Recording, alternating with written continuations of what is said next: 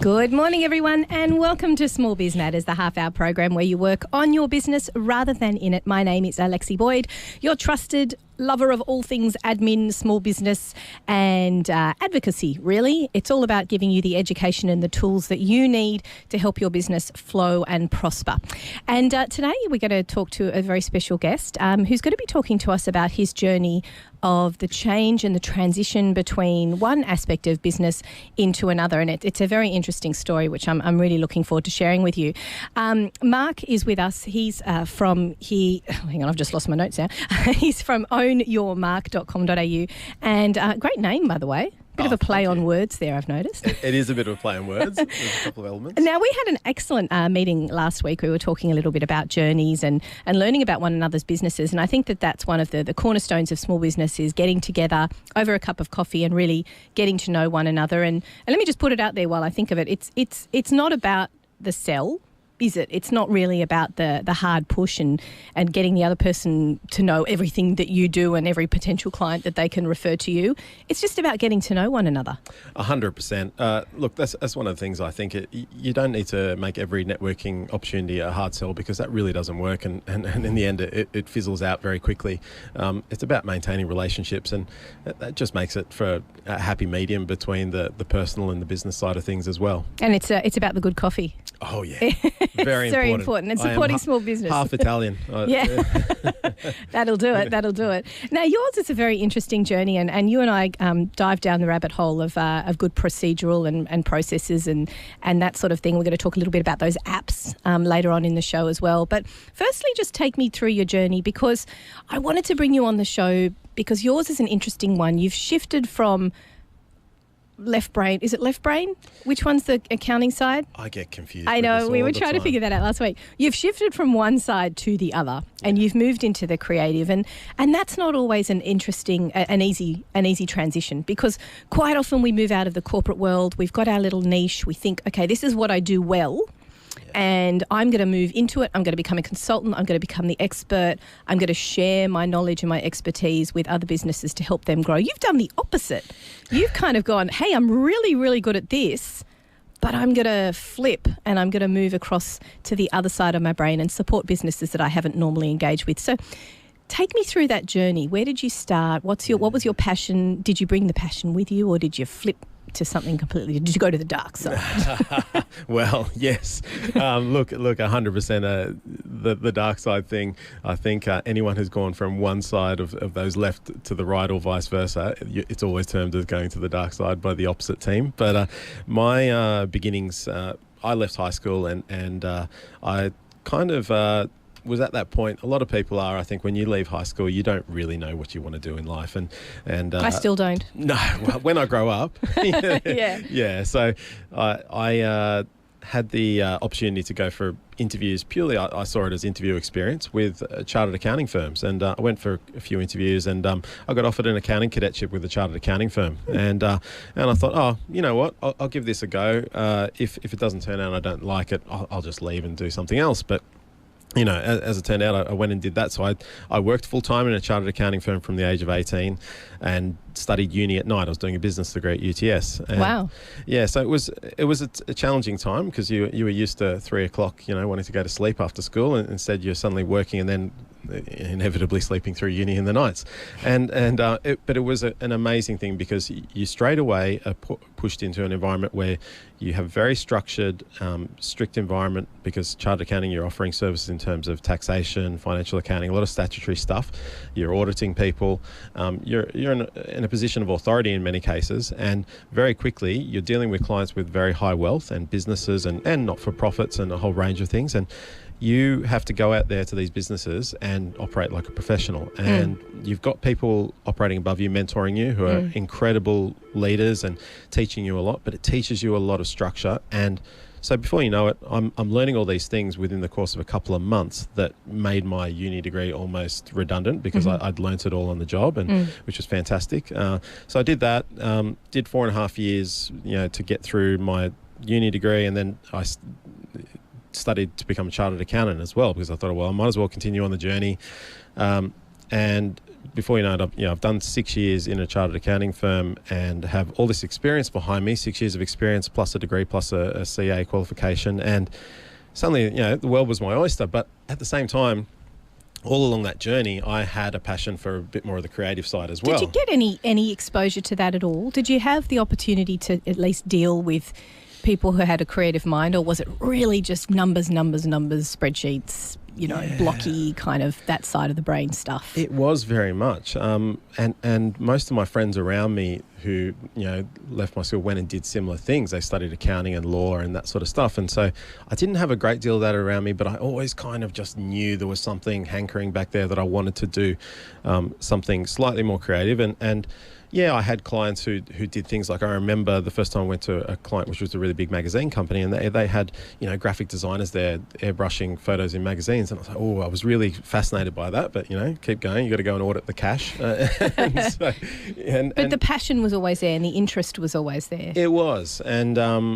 so look, it's very hard sometimes to make that decision between there's something I feel like I might be passionate about and I want to give it a try, but I've got a really good, solid profession here. I've got an income. I've got an ability to get jobs. And, before you know it, I took that opportunity of the career that I'd built to move to London. And so I was lucky enough to work in London and New York and spend time in Italy. I did 6 years overseas and loved it. And without that profession, I wouldn't have been able to do it. So that was a really big thing. And so I explored the career. I had to make a decision at some point, okay, how am I going to do this? Am I going to try and explore the creative side on the outside and use my solid income and the ability to get jobs as just a vehicle? And just take up painting. And do other things. Like I was on the side studying graphic design. I was like, I wouldn't mind being a graphic designer. So I started doing that on the side. And I've always been a writer. So on the side, I also was running a website devoted to basketball, which is one of my passions, and writing about that. I'm writing a book on that at the moment. See, this is really interesting. At no stage in this part of your life, kids are involved, might I add? No, not yet, right. Not yet. So while you still got that time, you can kind of delve. I found it fascinating that you had this solid block, this foundation of income and a very good career, and which took you all over the world, but you were still able to tap into those and into that creative side through education and through fostering a passion and doing something. Did you feel like for the basketball thing, for example, I know people who take on a blog or take on something that they're passionate about. Do you still have that? When did that disappear? Did it just filter away? When did you make the decision to let that go? Because that's the problem with taking on things that are your passion. You've got your foundation. Yeah, I've got a job. I've got my money coming in, and this is something I'm really passionate about. But it's dying a slow death. Or how do you give that away? How do you give away that stuff you're passionate about? It's a really good question. Kicking and screaming, I think, is the answer. But it's almost like you need another passion to overtake it. And that's kind of what happens. So I kind of feel like, and back then when I was doing this, I don't think the term side hustle really existed, but people talk about these days, and you have your main job and then you have your side hustle, the thing you're trying to do on the side as a passion, and a passion that you're hoping might turn into a career or a business that you're going to run. And so ultimately I was running this, the basketball blog was amazing. It actually took me overseas I got to the World Championships in Turkey, paid for by doing this stuff, and then I worked with the Sydney Kings and wrote for the NBL and all this sort of stuff, which was amazing and something I was very passionate about. However, those were not significant earners for me, and I soon had to come to the realization that wasn't going to be a career path for me. So I did have other passions that overtook it, and that was working on other sorts of small businesses on the side, and it was a kind of a gradual thing where little by little you work less on one and you start to work more on the other, and at some point you have to accept the fact that, okay, I've got an attachment to this blog, for example, but that is going to have to just remain dormant for now, and I'm moving on to the next thing. And that sounds like a really intelligent way to do it, because you're constantly analysing, and I imagine you bring this to your clients now, you're constantly analysing the value of those things. Even though you're passionate about them, at the end of the day, they've got to be of value to you. Can't just be, fueling a passion. And that transition took you quite logically. So you're going back to that logical side of things. So you went from okay, I've got my foundation, I've got this interest, I've got this blog that's happening, it's something I'm really passionate about, it's not quite working out, so let's move on to something else. So the transition for you was quite gradual. I was actually on the phone to an accountant friend of mine this morning, and we were just throwing our hands up in the air, just thinking, some people are crazy the way they just drop their income, they drop everything that is stable, and they go, I'm going to make cookies or something, full time, and they drop everything else, and then they wonder why it's not successful. Yeah. So that transition that you had, although it's a flip from one extreme to the other, it was logical, and the transition was careful and methodical in the way that you did it as well.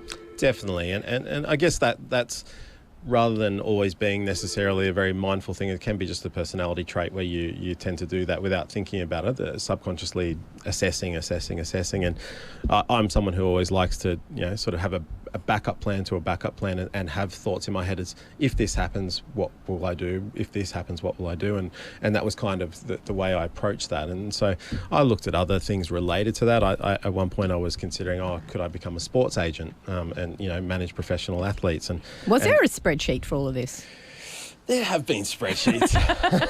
or was it just a very clear assessment, because do you take the skills that you have from working with clients into that to make it your own, or was it really just you were just analysing yourself, and now later down the track you use your experience to give to your new clients now? Yeah, look, I think probably a lot of the time, and I think this applies to a lot of people, applying the skills that you use in your profession or that you use in preaching in inverted commas to other people, you don't always apply them as well to yourself as what you should.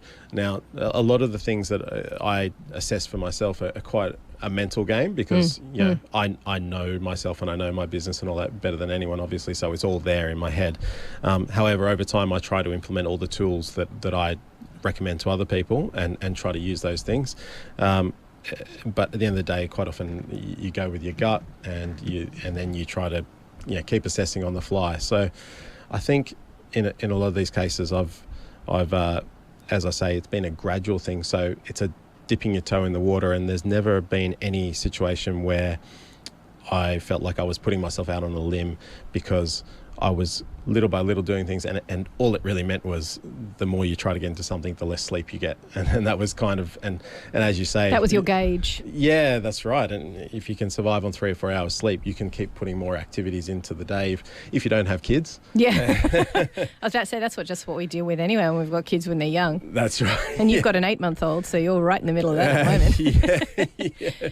But that's interesting, because I think we always talk about on the show, when I talk about people's small business journeys, we talk about, what skills did you bring with you? What how can you implement what you've done previously in your corporate world into what you do now? But for you, it's those transitioning skills that I imagine you give to your clients through that experience. But also, I like what you said before about always assessing. Always assessing, and if one of the gauges is how much sleep you're getting, that's awesome. How much money have you got? That's a big gauge of things. But but also being able to release things out of your life that are not successful and are not helping you grow. And for you, that must have been a big thing to say goodbye to the basketball thing. Oh, that was my baby. And in many circles online, like I'm still known for that and by that. And I've made innumerable friendships through that, and people that know me originally through that. In fact, they actually, some people even know me by a different pseudonym, just based on that sort of part of my life. Basketball Mark. Yeah, something like that. And hashtag. Yeah. Yeah, but at some point you've got to learn that, okay, I can't hang on to this any longer, because like you say, it's not helping me in the areas of my life that I want. I've gotten as much out of this as I can. And that's where I managed to build the skills that I wanted out of that. I managed to flex my writing muscles. I managed to learn the ins and outs of social media on the fly, and I sort of grew with the whole social media game, because as I was writing this blog, a lot of these social media platforms came on, and so I've brought all those skills now into what I do for my clients, because I've got the ability to talk from experience that I've used these things and tried and tested. Yeah, and that's so important for any consultant who's doing anything, really. You need to have those. Now, that brings me a nice segue to what we're going to talk about after the break, which is going to be about what some really, really great practical strategies are that you can use to be more efficient and productive, which are fabulous words that I love as an admin expert. And we're going to talk a little bit about how to implement things like, Evernote and Schedule-O, depends which country you're in, that's right. into your business and keep it really practical. Now, you're listening to Triple H 100.1 FM. We will be back after this.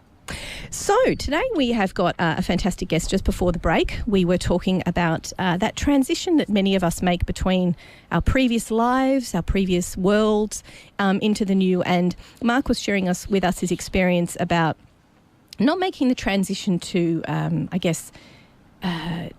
clunky, and just keeping it a flow. So always constantly assessing what it is that you're doing, adding, subtracting what it is that's not taking away or giving to you for your future career. And you never know what that career is going to be.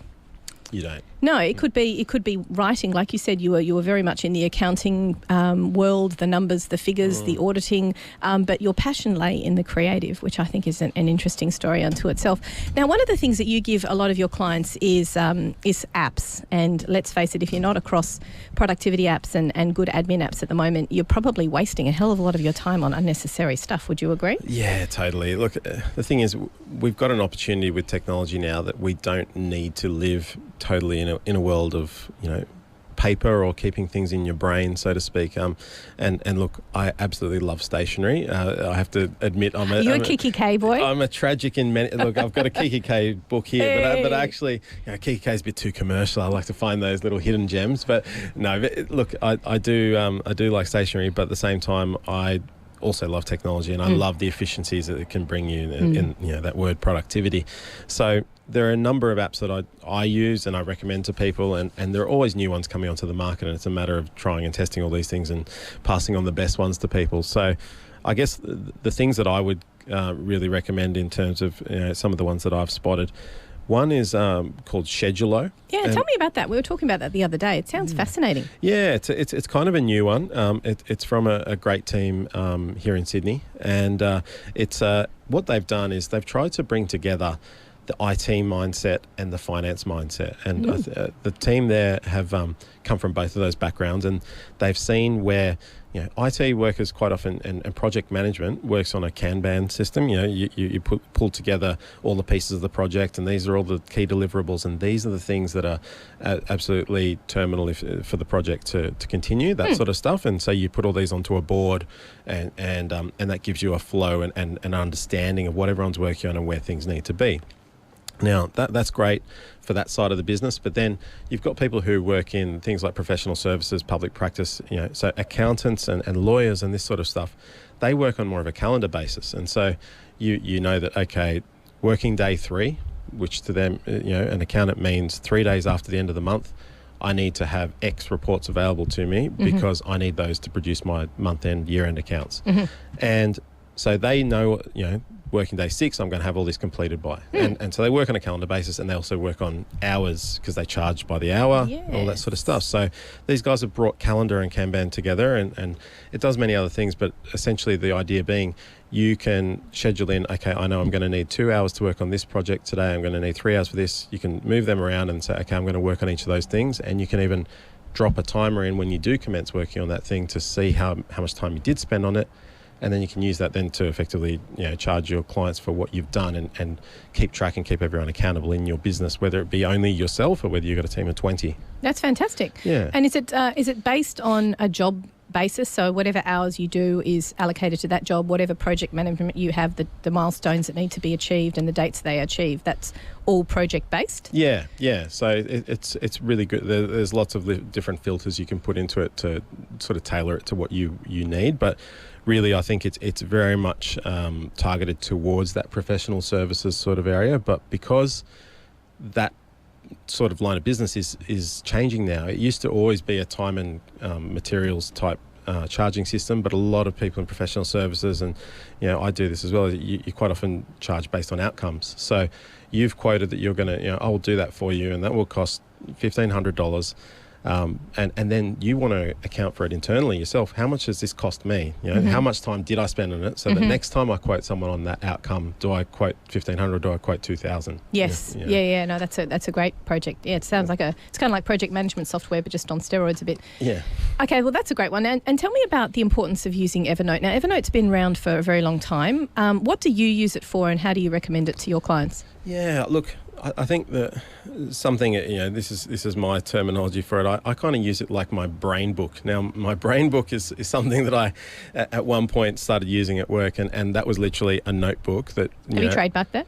I need to. Are we allowed to use quickly. it? Brain book. Patent pending. Yeah. So the brain book, it was something that I would have a little notebook there at all times that just has brain written on the front. And if I've got something in my mind and I think, okay, that's a really cool snippet of information, I need to keep that, or this is something I need to do later, or this is a website I want to keep mind of, or anything like that, I would write it in this book so that I could take it out of my brain and focus again on what I'm doing, rather than always having all these little things or post-it notes all over my desk. It's all in the book. And so that, for me, relaxes me and lets me focus on what I need to do, and it's all in the brain book. Now, Evernote is great for this because that acts as my brain book, because you can take quick notes in there, so you can type up notes. You can even hand write notes if you have you're working on an iPad or a tablet or something. You can even scan in handwritten notes, and there are some notebooks that they've actually, for stationary geeks, there are notebooks that have been designed specifically that work with it, that have grid paper that fits with it, and there's little tick boxes you can do which will filter things through your Evernote when you scan it in, things like that. And you can do voice notes on there. It has a lot of APIs that link into other programs as well. So you can, for example, link it in with your email and other things like that. You were saying you can have automatic uploads, so that if something comes up in your email and it has a specific keyword into it, it automatically goes into Evernote for later on. Exactly, which is huge. So you put a filter in there and you know that I want to keep track of that. And it acts like a scrapbook as well, I guess. So if you see something online and you think this web page is really useful, I want to take this whole page, or I want to take this paragraph, you can highlight the paragraph and click your little Evernote button on your browser, so you can have a plug-in, and bring it straight into your Evernote. So you've got all these scraps for later. If you're pulling together something to write an article, I find it really useful for that. And so it's got a powerful search function as well. So you can search through all your notes, including your handwritten ones. It has a lot of recognition features. Oh, wow. That's helpful. Yeah. So it has location-based as well. So if you're taking notes on your phone and things like that, it knows, what was it? I remember I wrote it down. I was in North Sydney at the time, and you can search via that. So. Wow. So that search function is actually quite a powerful tool. Yeah, exactly. And it sounds to me you can use it for your social media, blogging. You can use it for any perhaps workshops or articles that you're writing, or something that you're creating, even producing some work for your clients and then wanting to have some statistics included in that. That's right. And look, I've got all different notebooks within there, so you can split it into different notebooks. I've got one for personal, I've got one for different businesses I work on, I've got one for my main business, and that way you've got your lives separated into different areas, and yeah, like you say, it's all searchable. Now, I'll be honest with you, I like the idea of Evernote, but I honestly can't imagine finding an extra half an hour in my day to be able to read all the articles. So it's one thing to research them, but it's another to read them. So what would be your top tip for actually making the most of that research that you've done and implementing it, or even just reading it and absorbing it? Yeah, that's a tough one. Look, I think time needs to be dedicated, if possible, to that sort of stuff, if it's really relevant to what you do. And I think for everyone, personal development is important, or whether you're writing articles, it's important. One tip I guess I would give is to try and use podcasts and audio as a... I know a great podcast. Oh, yeah? Yeah, it's called Small Biz Matters. No, joking. I've listened to that one. It's fantastic. Yeah, so I think podcasts and audiobooks is a great revelation. I think more and more of what we do on our phones and tablets is going to be very much audio-based, whether that be us talking to the device or us listening. And I use any opportunity I can when I'm in transit, that driving around, to not be a waste of time, not to listen to something useless, but if I'm happy to do it, and I don't want to just zone out with music, I listen to podcasts and try to be informed by it. There's a lot of great business podcasts. There are also a lot of great audiobooks. There's another app here that I recommend that I use in terms of if you want self-development and business type books. It's called Blinkist. And Blinkist, basically what it does is distills business books mainly and personal development books into blinks, they call it. And so that's small summaries. Crib notes. Yeah, and it's great. So well, there's only so much time in our life, as you say, and if you add up all the hours in your life, and the really scary thing is if you start to add up, okay, I'm this age now, the average age I'm going to live to is this is how many books I could feasibly read in my lifetime. That's when you really start to get a bit more, selective as to what you're going to read with your time. And if you can get through, at least the key messages in a book within, literally 10 minutes, that's a real benefit. And if you really like it, then you can go back and read the whole thing. But it just gives you that extra source of quick knowledge, and so I really like that one, Blinkist, for that purpose. That's good, and also to note that you can go back and just high level read it, and then go back and delve into it further if you need to actually get it as an audiobook. You can, and you can even save notes from that directly into your Evernote as well. Is Blinkist an app, or is it a sort of part of the audiobooks thing? It is an app, and it allows you to both read or listen as an audiobook to these blinks as well. So it's an app, and it's definitely on iPhone, and I'm not sure I think it'd be on Android as well. So do you listen to a lot of Samuel L. Jackson? Just trying to imagine whose voice is constantly in your ear. That'd be fantastic. Look, it's interesting, isn't it, to make those a part of your everyday working life, if nothing else, to save time, particularly with that Evernote thing, because having things in your brain all the time, you need to get them out. I mean, that's classic CBT therapy, isn't it? Just trying to get the information that's stored up in your mind to just release it and know that it's there to access later on. One of my favourites is actually Trello, and I like that from my perspective, because I guess a lot of what I do is project management, but it doesn't need that high level schedule thing where I'm working too much with time or a team or milestones as such. I just need to have a checklist. So what I like about Trello is that you can create checklist templates where you can say, right, I've got this project, it's always going to be the same for my clients, doing a BAS at the end of the quarter, that's pretty typical. And everybody's got to meet those 20 things to do as part of their BAS. So I enjoy doing that as well, and maybe setting them up on Xero or something like that. It's all just helps to get these things out of your mind, even if it's the process that comes out of your brain as well. Oh yeah, and the satisfaction of ticking those things off and seeing what you've achieved, because quite often we do a lot of work and then you realise at the end of the day, what did I get achieved today? It's nice to be able to look back and see what you have achieved. Yeah, and what boxes you've ticked. That's and that sort of thing. Do you use which is your favourite of those options? Which would be your favourite for just a basic to-do list? Yeah, look, Evernote is one of those, and you can create lists on there, but my favourite probably for that is called Wunderlist, and so well, I don't know if it's actually pronounced that way, or it's got the U with an umlaut, which is Wunderlist, which is very much what it says on the box. It's a very much a dedicated list program, and it's fantastic for that. You create lists. I've got lists there of music that I've heard somewhere and I want to download it, restaurants that I want to go to, or whether it be client business related things. And the good thing is you can collaborate with others, so you can share a list with others. They can tick off when they've done something. They can write comments on there as to whether that's achievable or whether they're going to do it and things like that. So it's great for lists, and it's very much a dedicated list app. And let me just suggest to everyone as well, when you're looking for these apps, my top tip for app usage, because obviously you're going to be spending a lot of time in these apps and you're sort of relying on them quite heavily. You need to have something that's very well supported.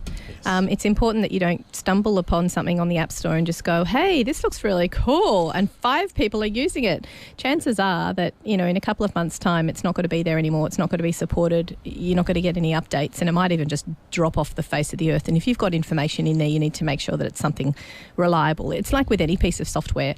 Yep. You wouldn't use some weird clunky thing when Adobe does exactly what you need it to do. So make sure you research the apps. I've got an exact situation there. There's a great little thing that you can use on Macs called Wallet.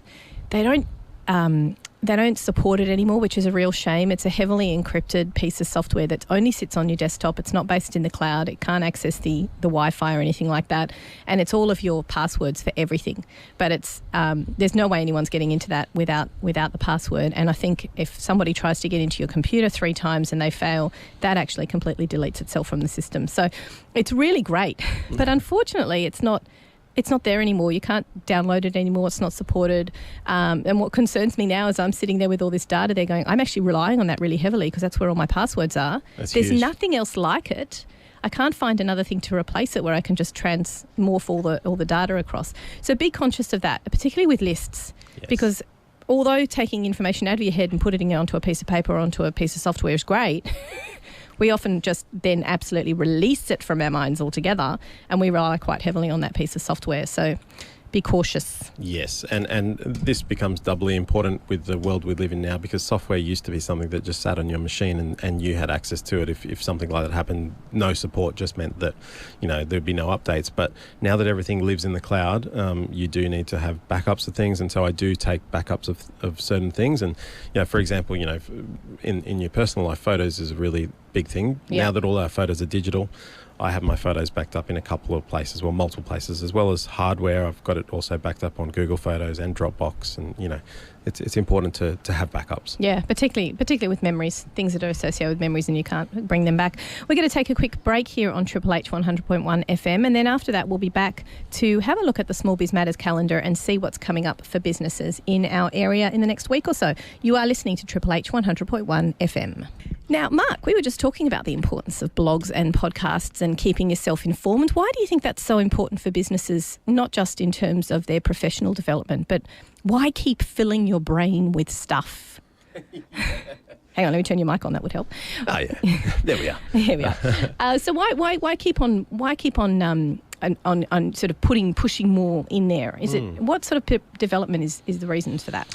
Yeah, look, I think particularly when it comes to marketing your business and keeping abreast of developments is really important, just because of the world we live in now. Information is so freely available through the internet, through all these means, that it's kind of expected that you are on top of things. And if you want to keep your marketing, your strategy, your pricing, all these things relevant and competitive with who you're competing against, you need to ensure that you are abreast of things. Now, that could come down to something as reactive as my competitor has just dropped their prices, I need to fit with that. Or it may be something more like, I've seen something really big that's developed in the United States, and Donald Trump's done something. I want to run a quirky advertising campaign that plays upon that, and I've got a really trusted graphic designer I work with, someone who can help me put that together quickly, and being ready for that.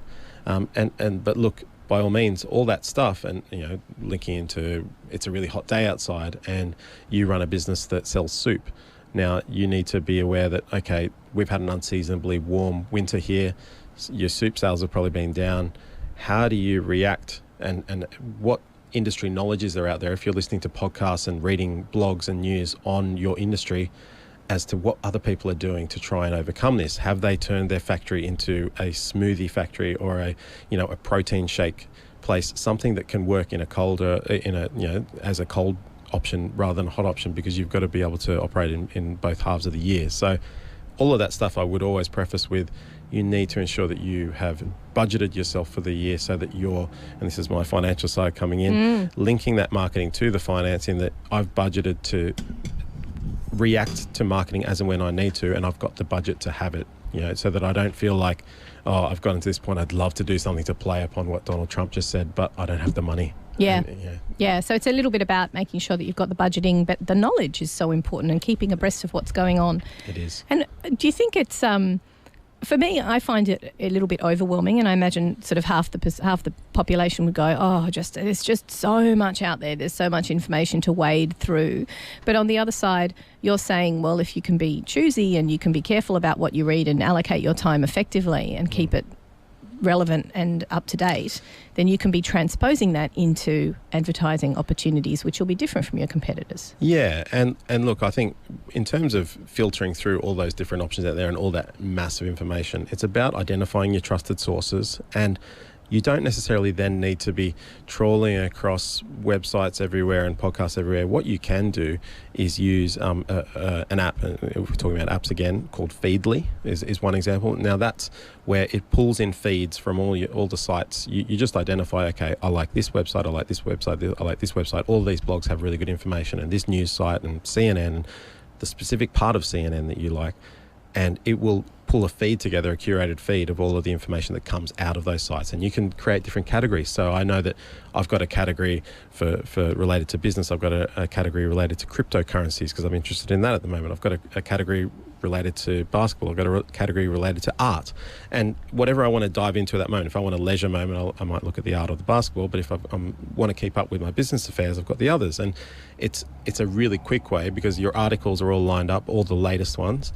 And that way you're not wasting your time trawling around. And that's called Feedly with an L-Y? Yeah, Feedly. Excellent. So that's a really great way to sort of help you pick and choose which pieces of podcasts or radio information you're going to be pulling out. Yeah, that's right. And it has recommendations on there as well for certain categories. But there are many things like that. There's another one called Flipboard, and you can follow other people's Flipboards. So if someone has a really good feed and they tend to follow all the stuff that you think, oh yeah, they follow good sites, so you can rely on them and just follow their Flipboard, and that will constantly have a feed of articles coming on that they curate themselves. So. Wow, so you can piggyback on how other people think. Exactly. Just go, I want to think like that person. Exactly. Wow. So at the beginning of the program we were talking about utilising the financial side of your brain and the creative and melding them together. And one of the things we wanted to talk about was how to use that best with your marketing and your marketing strategy. So obviously, are you one of those people that agrees it's really important to have a marketing strategy? And if so, when do you put that in place? Because I think it's quite silly to have a marketing strategy when you first start out and you're a startup and you have really no idea who your clients are going to be. When do you think it's a good idea to implement that? Or do you do one then anyway and then just keep manipulating it? Yeah, look, I think the answer is always, and it's always evolving. So I always tell people to have a business strategy document which links into a marketing strategy document, and that both of those are living documents. They're not something to set and forget. They're not something that you write up when you're starting a business, put together a business plan and then put it in a drawer and forget about it. It should evolve with your business and with the environment that you're playing in and how your business evolves. So in terms of the marketing, yes, when you kick off your business, you need to do your research, because people, sadly, 80% of corporate failures in Australia are small businesses, and the reasons for those failures, according to ABS and ASIC, is that generally it's cash flow mismanagement and financial mismanagement, but it's also strategic mismanagement and failure to plan, to do adequate business planning. Now, that's a sad reality, and it's something that is avoidable, because when you start out a business, I know we're all trying to bootstrap, we're all trying to build a business up on the smell of an oily rag, but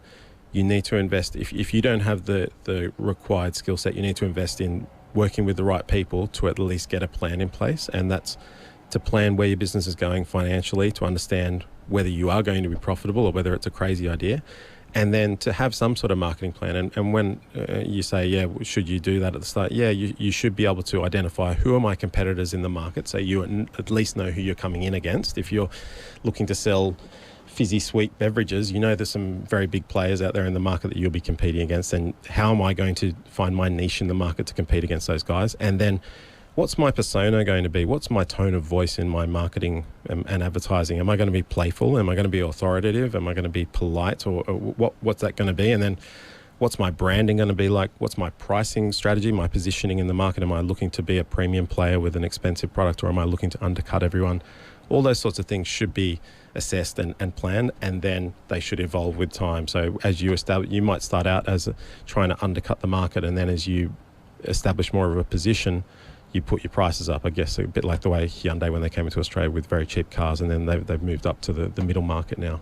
Yeah, no, it's a good way of looking at it. We can take a lot of leaves out of the book of corporate if we wish, definitely. Yeah. So this evolving document with the marketing, what's a really straightforward marketing plan that you could just begin with? So some really top-level bullet points. You need to know what do you start with when you've got a blank piece of paper in front of you? Yeah, I think it's a really good exercise, and it sounds rudimentary, but I think everyone should do a SWOT analysis. Now, for those that don't know, isn't that a bit 90s? It sounds like it, but I think and look, this can be a 10-minute exercise, and it's not a waste of time when you're looking at running an enterprise over a long period of time. You should understand what your strengths are, what your business's strengths are, and your weaknesses, and then, very importantly, what are the opportunities and threats out there in the market. So those things, a lot of your business and marketing plan will feed off that. Now, in terms of the really actionable points on a marketing plan, I think you need to know, like I said, what your positioning in the market is going to be. So you need to know, am I positioning myself up high or down low in terms of pricing and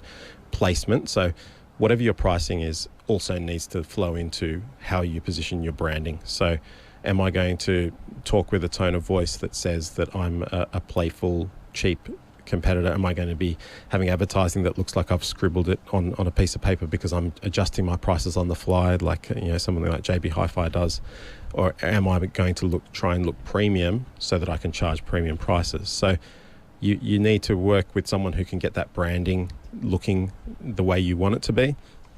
And then you need to get into your actual pricing strategy, which flows into marketing. So actually, what are my prices going to be? Am I going to differentiate that pricing to different segments of the market? And that comes back to identifying your target market. So you must identify your target market. Who am I selling this to? Who wants this thing? And I guess a really big piece of the whole marketing thing and the advertising piece is a lot of people forget about the why. Now, you've got the how, the what, and the why of your product. So a lot of people love to enunciate, and certain industries do this better than others. Certain industries don't do it well. For example, the tech industry are very good at talking about, this is what I'm selling. These are all the features. This is all the tech specs. And the next step is, how am I going to deliver that to you? But the really big one, and that one big player in the tech market that a lot of us have in our pocket does really well, is the why. Why do I want this in my life? How is it going to make me feel? How is it going to make my life better? What problems does it solve for me? There was a really good example of that back in the early 2000s when there was a company called Creative Technology. They invented the MP3. They invented the MP3 player, and really? Yeah. It's like just this little one-man band kind of thing. Well, one-man band, but I would have thought that would have been like an Apple iTunes thing. Well, and that's what Apple led everyone to believe. So 2002, Creative come out with this MP3 player, and it was a fantastic product. You could have 10,000 songs in your pocket, or they had this player with a file structure where you go up between folders and all that sort of stuff, an interface. 20 months later, Apple came out with the iPod, and they piggybacked off that same sort of technology, although they'll say that they invented it. But 2006, the courts agreed that Creative actually came up with it, and Creative got $100 million out of Apple for going against their patent. But the thing was, Apple won the war because ultimately they sold an experience. It was an inspirational and aspirational product they were selling. Creative sold this thing. No one really understood, other than the techie guys who thought, this is amazing. But the average Joe Bloggs in the street didn't realize that the way Apple sold it, you're going to have 10,000 songs in your pocket, and you're going to be jumping around to U2 like a rock star. And guess who was their target market in the end? Yeah, the Joe Bloggs on the street. And that's right. So they weren't. I mean, obviously they would have done some sort of SWOT analysis, but maybe they didn't. They didn't. And it's not something that we can't condense down and look at from a small business perspective, because at the end of the day, we might not be a $100 million product or a $100 million company, but we can sit there and say, well, I know I need to know who my competitors are. I need to know who I'm targeting to, and I need to then flush that into my marketing plan, and not just what's going to happen with this Facebook campaign, but what's going to happen after that. How do I feed in the interest that people are going to come out of that into the next thing? How do I push them through to the next item that they might want to buy or something like that? That's right, exactly. Yeah. So, you can get very technical with that with data analytics, and there are a lot of opportunities for that with the technology we've got out there at the moment. But just on a rudimentary level, you can start to understand through working with your customers and understanding their customer experience as to what they want from your products and what they're really liking.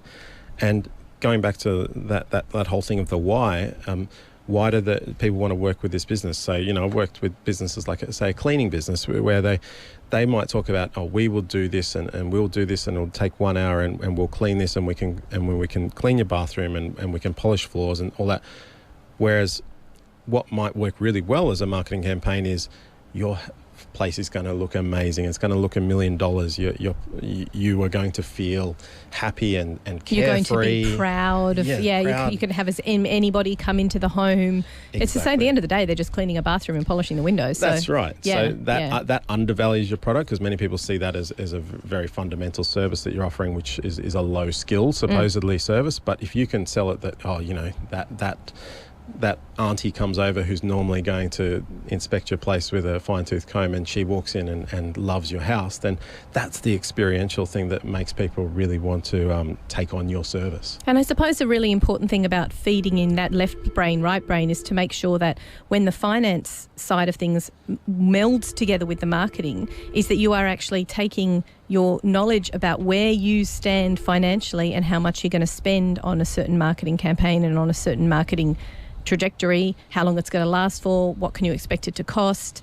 You've got to know your financials. Even right from the beginning, you've got to know where you stand. You've got to know how much your product costs, what your cost of sale is to make that product, what's your margin. If you're a consultant, how much is your time worth? You've got to do your analysis to see what your competitors are doing, what clients are you bringing with you, because you're not just going to have nothing. You've got to then start working on a networking budget.